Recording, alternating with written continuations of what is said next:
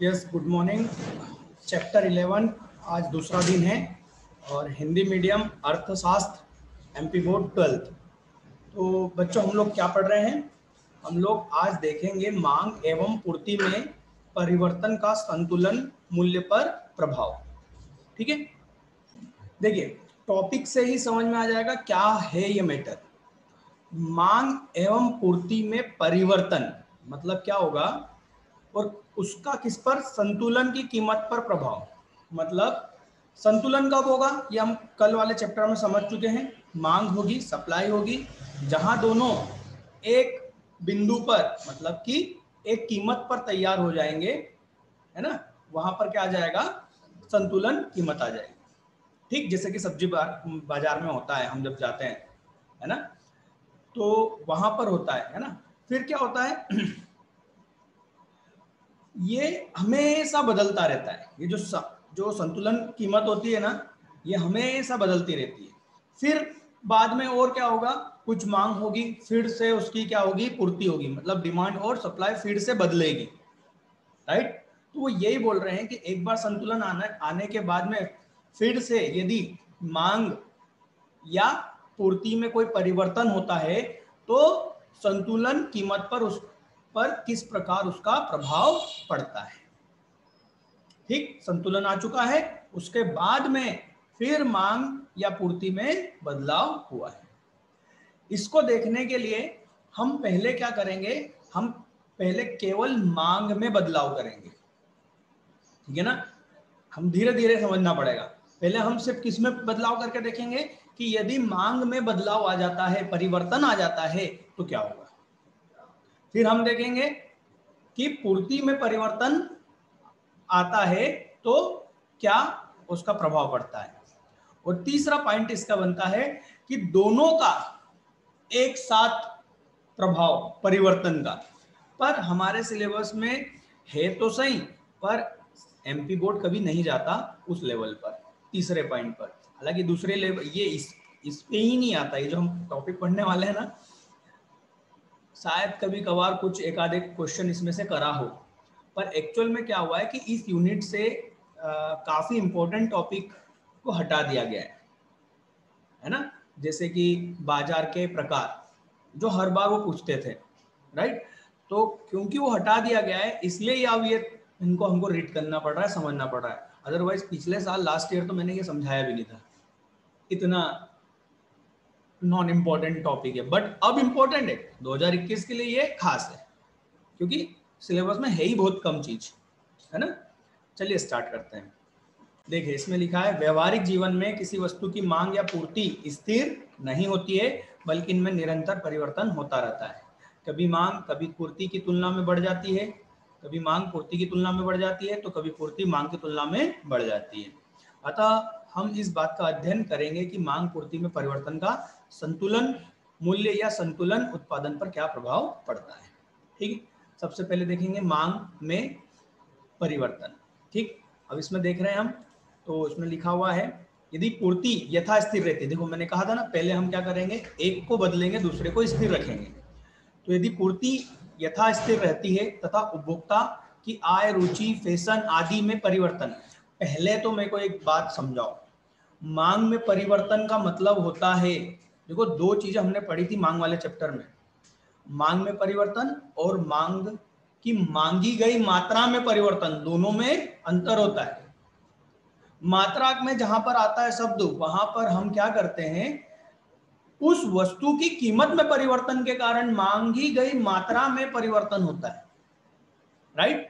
यहां पर हम क्या कर रहे हैं, मांग में परिवर्तन। इसका मतलब उसकी कीमत स्थिर है, साम्य मूल्य पर आ गया था, संतुलन मूल्य पर वो आ चुका था बेटा, और वो वहां पर क्या है, स्थिर है।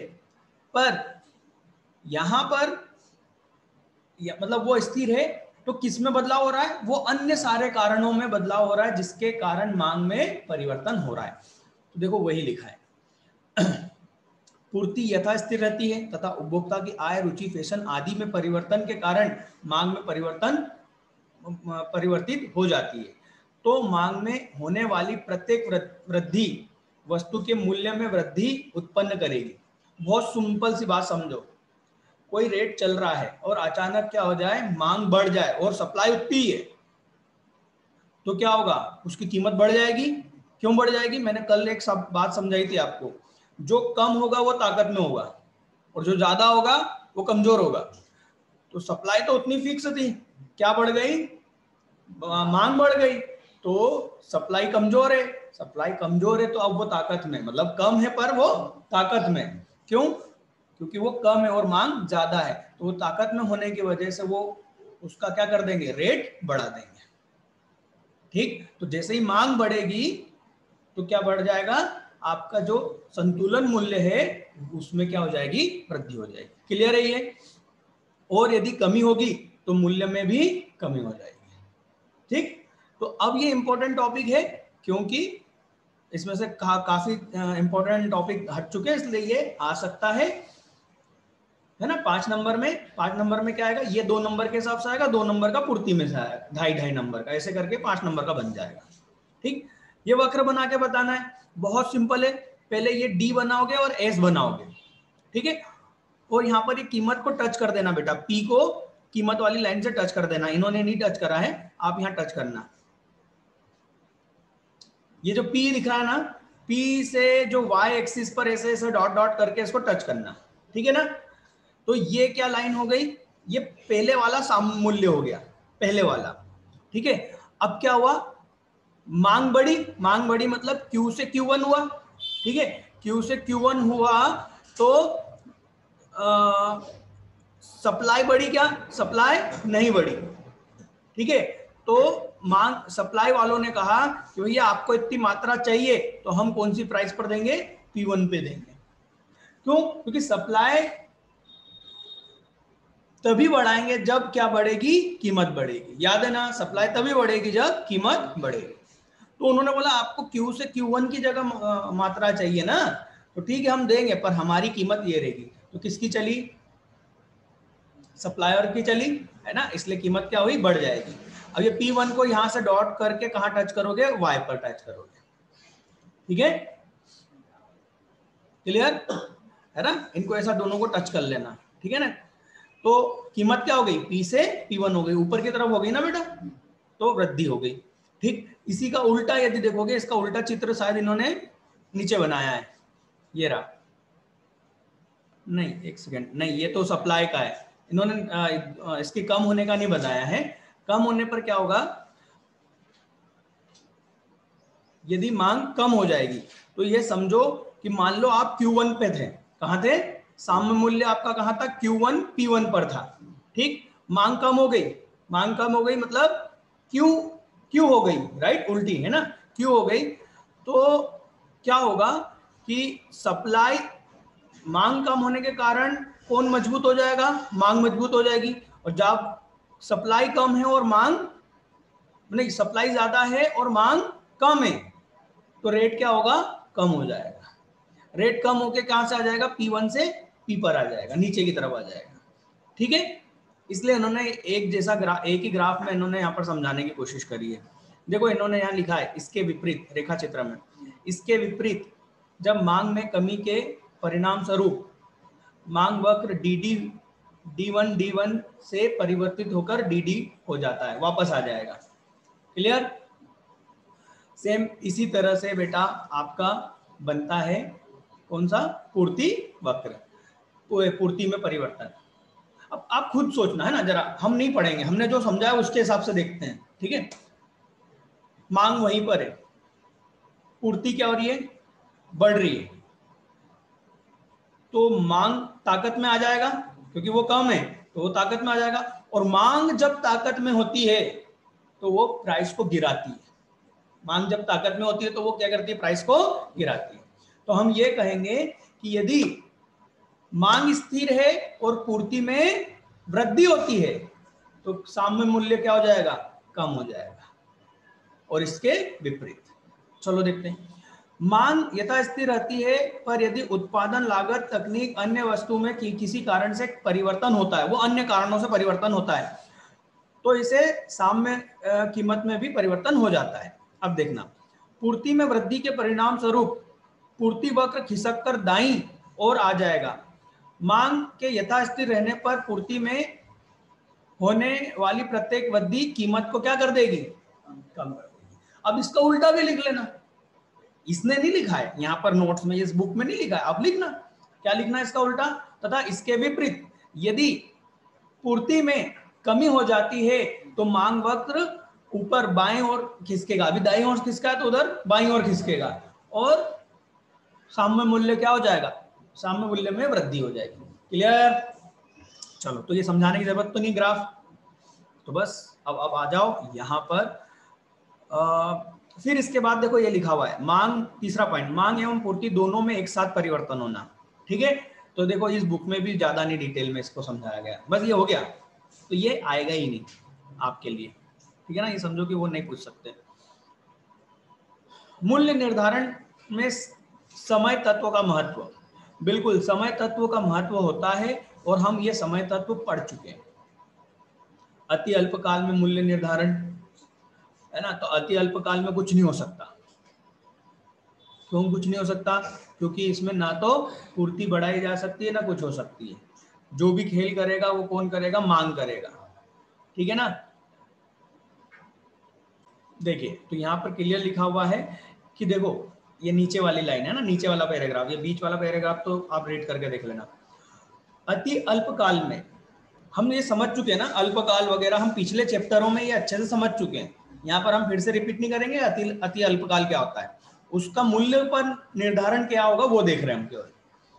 अति अल्पकाल में पूर्ति स्थिर रहती है, क्यों? क्योंकि सप्लाई को आप कुछ भी नहीं कर सकते, हम जान चुके हैं, है ना। इसलिए वस्तु की लागत प्रमुख रूप से मांग द्वारा निर्धारित होती है, मतलब मांग जो होगी वही उसकी कीमत डिसाइड करेगा, क्योंकि मेन कौन है यहाँ पर? मांग है, ठीक है। यदि मांग बढ़ जाती है तो कीमत बढ़ जाएगी, ये हमने अभी समझा था।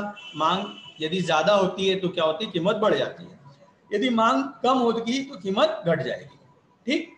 ये इसका वक्र यहाँ पर बना हुआ दिख रहा है आपको, है ना, ग्राफ बना हुआ दिख रहा है।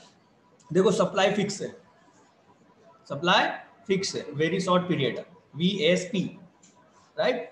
तो मांग जैसी होगी उस हिसाब से उसकी कीमत ऊपर नीचे होती रहेगी। चलिए, फिर क्या आ गया? अल्पकाल में मूल्य निर्धारण। तो अल्पकाल में हम क्या कर सकते हैं बेटा? उत्पादक केवल वेरिएबल मतलब कि परिवर्तनशील अनुपात, परिवर्तनशील अदाओं, जो क्या था, अदा था, है ना, मतलब कि इनपुट में बदलाव कर सकता है, मशीन में बदलाव नहीं कर सकता, स्थिर उसमें बदलाव नहीं कर सकता।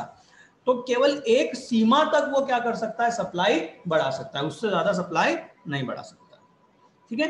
देखते हैं, अल्पकाल वह समय अवधि है जिसमें उत्पादक के पास इतना समय होता है कि वो मांग बढ़ने पर अपनी विद्यमान मशीनों का अधिकतम प्रयोग करे, विद्यमान मशीनों का अधिकतम प्रयोग करके अपनी वस्तु की, देखो अब मैंने यहाँ पर देखो, आपको यदि मालूम होगा जब अल्पकाल वगैरह हम वो जो चैप्टर पढ़ रहे थे वहां पर उदाहरण में उन्होंने जमीन ले रखी है, मैंने वहां पर आपको जमीन की बजाय क्या समझाया था? मशीन समझाया था, क्योंकि आगे जब भी आप देखोगे सब जगह मशीन का रेफरेंस है, जमीन का रेफरेंस नहीं है ना, तो यहाँ ज्यादा समझ में आता है। फिर मशीन का अधिकाधिक प्रयोग करके अपनी वस्तु की पूर्ति को एक सीमा तक, देखो बोला था ना, एक सीमा तक, मतलब ऐसा नहीं कि जितनी चाहे बढ़ा लेगा, एक लिमिट है, वहीं तक अपनी पूर्ति कर सकता है।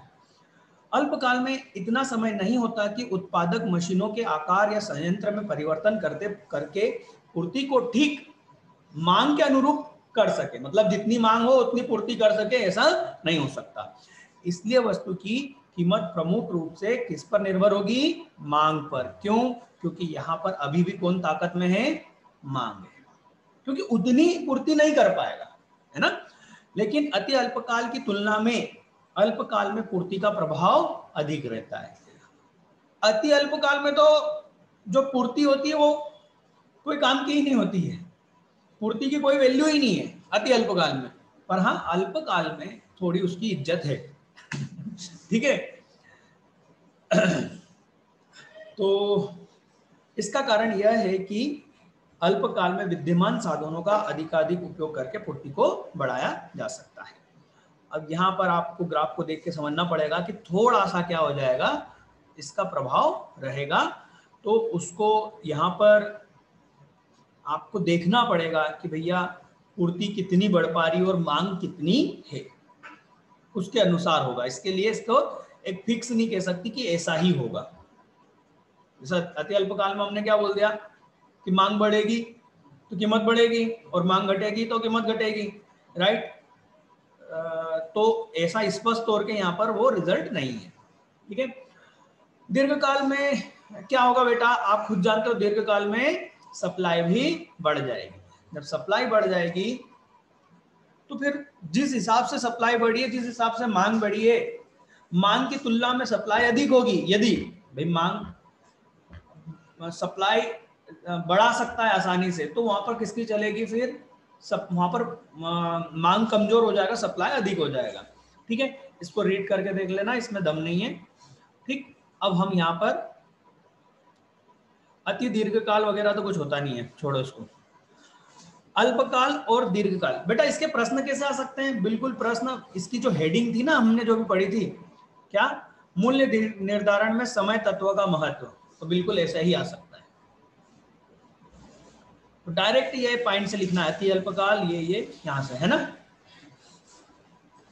या फिर किसी एक को पूछ सकता है, ठीक। अल्पकाल दीर्घकाल में अंतर बहुत ही ज्यादा महत्वपूर्ण, इससे ज्यादा महत्वपूर्ण इस चैप्टर में मुझे नहीं लग रहा और कोई सा है, हालांकि वो है साम्य मूल्य वाला और एक ही है।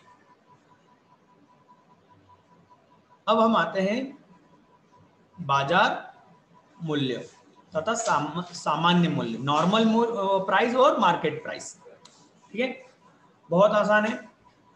बाजार मूल्य वह मूल्य है जो बाजार में मांग एवं पूर्ति के अस्थायी संतुलन द्वारा तय होती है। अस्थायी संतुलन का मतलब समझ लो, ऐसा नहीं है कि एक ही बार जो रेट आ गया वो रेट आ गया। देखो सब्जी मार्केट में आपने खरीदा, आपने डील करी, ये एक साम्य मूल्य हो गया, फिर आपके बाद दूसरा ग्राहक आया, उसने जो मांग करी उसके अनुसार दूसरा मूल्य हो जाएगा, हाँ या ना।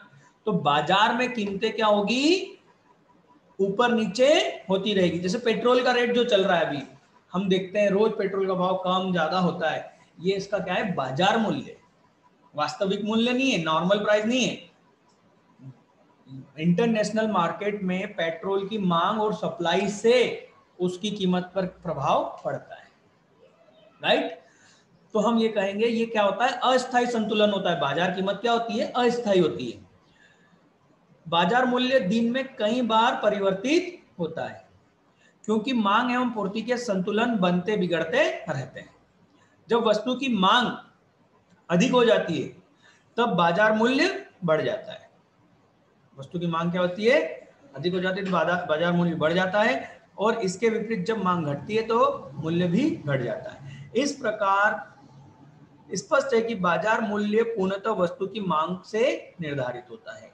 दूसरे शब्दों में बाजार मूल्य के निर्धारण में मांग की शक्ति सक्रिय रहती है, ताकत में रहती है, जबकि पूर्ति क्या हो जाती है, निष्क्रिय हो जाती है। ये ऐसा एक बन जाता है, मालूम है, एक रिक्त स्थान बन जाता है। बाजार मूल्य के निर्धारण में मांग की शक्ति डेस डेस रहती है और पूर्ति की शक्ति डेस डेस रहती है। ये क्या बनता है, यहाँ पर रिक्त स्थान बनता है, ठीक है ना। परिणाम स्वरूप बाजार मूल्य वह मूल्य होता है जो किसी समय विशेष पर बाजार की तत्कालीन मांग और पूर्ति की शक्तियों में अस्थायी संतुलन द्वारा निर्धारित होती है। तो भाई क्या होता है, बाजार मूल्य क्या होता है, वो मूल्य होता है जो किसी समय विशेष पर, बिल्कुल फिक्स समय है ना, उस पे जो मांग और पूर्ति होगी उन शक्तियों के आधार पर अस्थायी संतुलन आता है। अस्थायी संतुलन मतलब बाजार मांग और पूर्ति बदली, ये फिर से वो बदल जाएगा, ठीक है। यहां पर बाजार मूल्य की विशेषताएं, ठीक, ये भी कर लेना बेटा। तो ये बाजार मूल्य की जो विशेषताएं हैं ये बिल्कुल आईएमपी क्वेश्चन है ना। 5 नंबर का, देखो इस चैप्टर में से 5 नंबर का पूछा जाएगा, और सभी टॉपिक अच्छे बड़े बड़े टॉपिक हैं, मतलब सभी 5 नंबर के हिसाब से हैं, है ना। तो क्योंकि मुझे नहीं लगता इसमें कुछ एक्सप्लेनेशन करने की जरूरत है ना, आसान है, इसलिए हम आगे बढ़ रहे हैं। बट आपको इसको आईएमपी ही नोट करना है ना, पढ़ना ही है, याद करना ही है, मैं इसलिए नहीं समझा रहा हूँ क्योंकि इसमें एक्सप्लेनेशन जैसा कोई टिपिकल चीज नहीं है, ठीक है। अभी तक यदि आपने सारे वीडियो हमारे देखे हैं और सारी क्लास अटेंड करी है तो ये बहुत आसान हो जाएगा आपके लिए, नहीं तो फिर तो मुश्किल ही है। चलिए, तो सामान्य मूल्य, और अब इसमें डायरेक्ट आते हैं हम कहाँ, ये जो नीचे पेज नंबर 154 पे जो सामान्य मूल्य लिखा हुआ है ना, इसको समझ रहे हैं, ठीक है। सामान्य मूल्य वह मूल्य होता है जो दीर्घ काल में, ध्यान रखो दीर्घ काल में, अंडरलाइन कर लो दीर्घ काल में, दीर्घ काल में वस्तु की मांग एवं पूर्ति की स्थायी शक्तियों द्वारा निर्धारित होती है। स्थायी मतलब फिक्स हो गया, इतनी मांग है इतनी सप्लाई है, और दीर्घ काल में सप्लाई उतनी हो सकती है जितनी मांग हो, हाँ या ना। दीर्घ काल में उत्पादक के पास वस्तु की पूर्ति में परिवर्तन करने के पर्याप्त समय रहता है कि वे संयंत्र के आकार में वृद्धि कर सके, नवीन फर्मों की स्थापना कर सके, मतलब नए बिजनेस, नए लोग भी उस फैक्ट्री को चालू कर सकते हैं, ठीक, और नवीन तकनीक को अपनाकर उत्पादन में वृद्धि कर सकते हैं, पर्याप्त समय होता है। इस प्रकार मांग कम होने पर पूर्ति कम हो जाती है, और इस प्रकार हम कह सकते हैं कि सामान्य मूल्य वह मूल्य है जो दीर्घ काल में मांग एवं पूर्ति के स्थायी संतुलन द्वारा निश्चित होती है। किसके द्वारा? स्थायी संतुलन के द्वारा।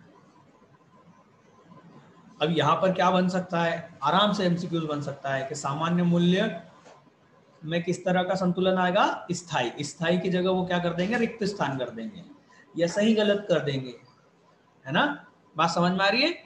तो सामान्य मूल्य स्थायी मूल्य होता है, एक जैसा हमेशा रहेगा, जबकि बाजार मूल्य दिन में कई बार बदलेगा, क्लियर। और वो अल्पकाल की कल्पना है, बाजार मूल्य अल्पकाल की कल्पना है, ये दीर्घकाल की कल्पना है, दीर्घकाल में होता है, ठीक।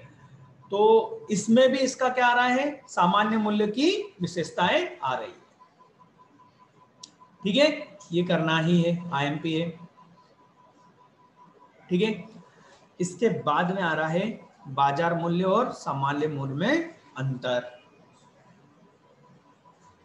छोड़ना बेवकूफी होगी सरासर, है ना, इसलिए करना ही है इसको। यदि आपको विशेषताएं समझ में आ गई दोनों की, तो ये दोनों में अंतर तो बहुत ही आसान हो जाएगा, ठीक है। देखो पहले फिर भी देख लेते हैं यार, नहीं तो सर आप बोलोगे सर तो बस बढ़ाते ही जा रहे हैं, बढ़ाते ही जा रहे हैं गाड़ी है, हम भी वीडियो में ये थोड़ी देखने आए, हम तो समझना है। चल भाई समझ ले, अंतर तो समझ ही लो। बाजार मूल्य अस्थायी होता है, यह प्रतिदिन परिवर्तित होता है, यह मूल्य स्थायी होता है और बहुत समय बाद परिवर्तित होता है। हम सामान्य मूल्य तो पढ़ रहे हैं, पर आखिरी वाली लाइन अभी मत पढ़ना। आखिरी वाली लाइन पढ़ोगे तो तुम बोलेंगे तेरी दे। चलो दूसरी लाइन, बाजार मूल्य, मैं आखिरी वाली लाइन को छुपा देता हूँ। बाजार मूल्य अल्पकालीन होता है, मैंने बोला ना अल्पकालीन पर वो उसकी वो है कम समय वाली, और ये दीर्घकालीन है। बाजार मूल्य वस्तु की मांग एवं पूर्ति के अस्थायी संतुलन से निर्धारित होता है, ये स्थायी संतुलन से निर्धारित होता है। बाजार मूल्य को वस्तु की सर कथा चालू हो जाती है, क्या करें। हाँ, तो बाजार मूल्य को वस्तु का मांग पक्ष अधिक प्रभावित करता है। बाजार मूल्य में कौन ताकतवर रहता है, मांग। क्यों? क्योंकि सप्लाई इच्छा अनुसार नहीं बढ़ाई जा सकती, समझ में आई बात। जबकि यहाँ पर सामान्य मूल्य में पूर्ति पक्ष अधिक होता है, क्योंकि जितनी मांग होगी हम उतनी पूर्ति कर देंगे, टेंशन नहीं है बोले, इसलिए तुम दमदार नहीं हो, हम दमदार है, पूर्ति वाले बोलते हैं, ठीक। आखिरी बात, बाजार मूल्य एक्चुअल में वास्तविक है, जबकि सामान्य मूल्य काल्पनिक है। तो मैं ये बोल रहा था कि तुम पूरा पढ़ने के बाद में बोलोगे हम तो काल्पनिक बात कर रहे थे। दीर्घकाल क्या है, दीर्घकाल का सामान्य मूल्य क्या है, काल्पनिक, ठीक। अब इन दोनों में क्या है, अरे अभी भी अंतर है, अब ये आगे के तो तुम पढ़ लेना यार, है ना, ये इतना बड़ा है, इसको रीड कर लेना। बाजार मूल्य तथा सामान्य मूल्य में संबंध भी आईएमपी टाइप टॉपिक है, मैं इसको नहीं समझाऊंगा, बहुत ही आसान है। इसका जो नीचे चित्र दिख रहा है, रेखा चित्र, इसको देख के आप आराम से समझ सकते हो। देखो क्या है, मांग और पूर्ति की जो संख्या है वो नीचे एक्स पर है, कीमत कहाँ है y पर है। सामान्य मूल्य में कीमत फिक्स हो जाती है, इसलिए कितनी भी मांग हो, कितनी भी पूर्ति हो, इसलिए जो ये सामान्य मूल्य है, ये एक सीधी रेखा है, ए और बी। ये सामान्य मूल्य इसने बहुत गलत जगह लिखा, इसको कहाँ लिखना चाहिए, ए और बी की रेखा के पास नहीं, ये बी के पास लिखना चाहिए। तुम ऐसा, हाँ तुम करो उसको, और ये बाजार मूल्य को आर के पास लिख दो, है ना। बाजार मूल्य को कहां लिखोगे, आर पे, और सामान्य मूल्य कहां लिखोगे, बी पर। ठीक, मतलब ए से लेकर बी ये क्या है, सामान्य मूल्य फिक्स है, जबकि बाजार मूल्य कभी पी है, कभी क्यू है, कभी आर है, कभी एस है, कभी टी है। क्लियर, ये किसके आसपास घूमता रहता है, सामान्य मूल्य के आसपास घूमता रहता है, यही इसका संबंध है। अब जब पढ़ोगे तो आपको आसानी समझ में आ जाएगा, इसमें दम नहीं है इसलिए हम इस पर बात नहीं कर रहे। ठीक, यहां पर आपका 11th चैप्टर कंप्लीट हुआ। नाउ हम लोग अब पहुंच गए हैं चैप्टर 12, जो कि इस माइक्रो इकोनॉमिक्स का आखिरी चैप्टर है, और बड़ी मुश्किल से 15 या 20 मिनट का होगा अगला वीडियो, राइट। तो हम उसको नेक्स्ट क्लास में अटेंड करते हैं फटाफट, ठीक है। चलिए, यहाँ तक इस चैप्टर में इतना ही, बट ये चैप्टर बहुत आईएमपी था, 7 नंबर बहुत आसानी से देखे जाएगा आपको। 4-5 चीजें हैं और बहुत इजी से पॉइंट है, जरूर करना, छोड़ना नहीं, ठीक है। चलिए, इस चैप्टर में इतना ही।